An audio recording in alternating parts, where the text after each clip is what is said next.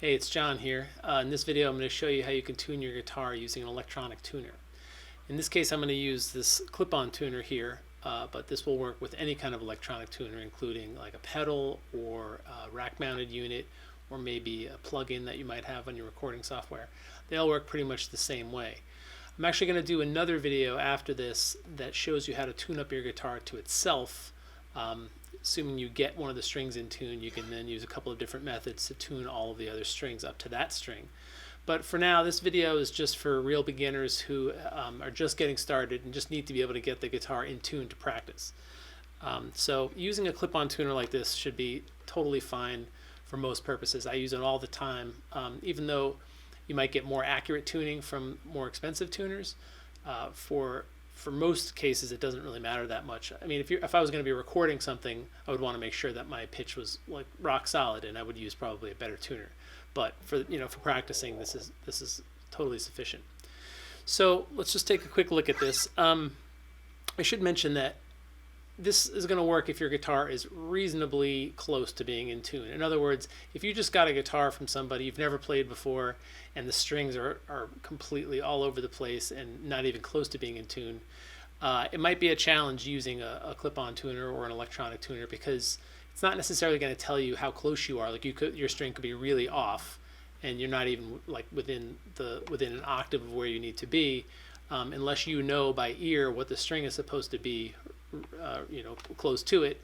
You're going to have a hard time getting the strings to the right tension. So I would suggest that first have somebody tune your guitar that knows what they're doing, and then from that point on you should be able to make your own adjustments on a daily basis just using a clip-on tuner or something like that.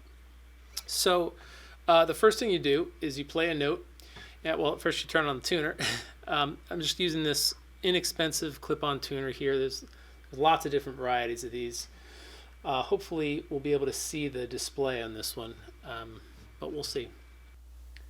So you play your note. I'm starting with the low E string, but you can go in whatever order you want. And you can see now that this is on the left side here. You see these red lines. That means that I'm flat. So I'm going to tighten the tuner until I get up to there. And then we see the line in the center. That means we're in tune. If you go too far, that means you're sharp, those lines to the right.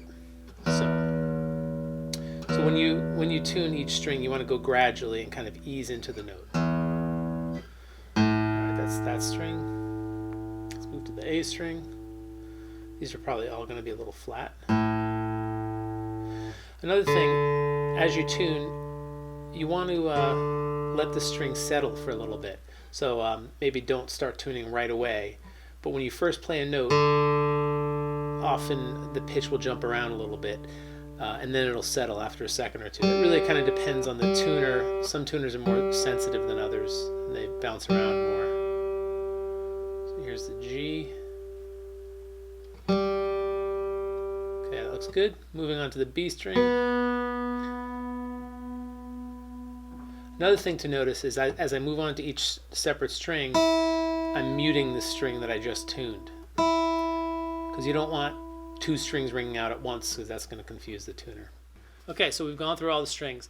The next thing is you want to go through all the strings again, because when you're tuning a guitar, especially if it's really out of tune, as you tune each string, you're adjusting the tension on the strings, which is kind of changing the neck a little bit. And so strings that were in tune when you first started tuning might go out of tune a little bit.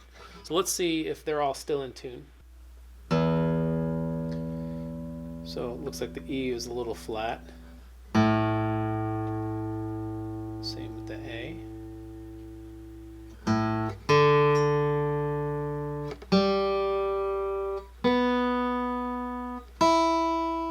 The rest of them look good. So you might need to do this a few times depending on how out of tune your guitar was. Another thing that you should keep in mind is that when you're tuning, it's always better, I think, to tune from a lower pitch up to the correct pitch, rather than tune like if your string is sharp. If you go from the sharp note down to the correct pitch, it often doesn't hold, and I'm not exactly sure why that is. I think there's a couple of different reasons. Partly, sometimes it's that the string can wind up binding a little bit in the nut here, so as you're loosening the string, you're turning it, and it's actually, you're not hearing it the pitch go down, and then all of a sudden, because it's getting caught a little bit in the nut, and then all of a sudden it'll loosen and the pitch will drop a lot. So it's not quite as smooth coming from a higher pitch down to a lower pitch. And maybe it also has something to do with the way the tuning machines work. I don't know. I don't build guitars, but I do know that you'll have better luck if you start. So even if let's say your note is sharp. Let's take this D string. So you can see now it's sharp, or actually a D sharp. So I want to come down to the right pitch, but I'm not going to go directly back down to D. I'm going to go a little bit flat, like this, and then I'm going to tune up to D.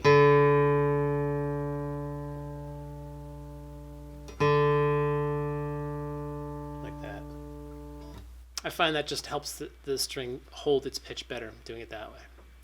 So that's pretty much all there is to it when it comes to an electronic tuner. The process is the same whether you're using a clip-on tuner like this or whether you're using a pedal or a rack-mounted unit. It's all going to have some kind of meter, and you're just going to want to get the note right in the center. So in the next video, I'll show you how you can tune up the guitar to itself using a couple of different methods, and that doesn't really require a tuner at all. All right, hope that was helpful, and I'll see you in the next one.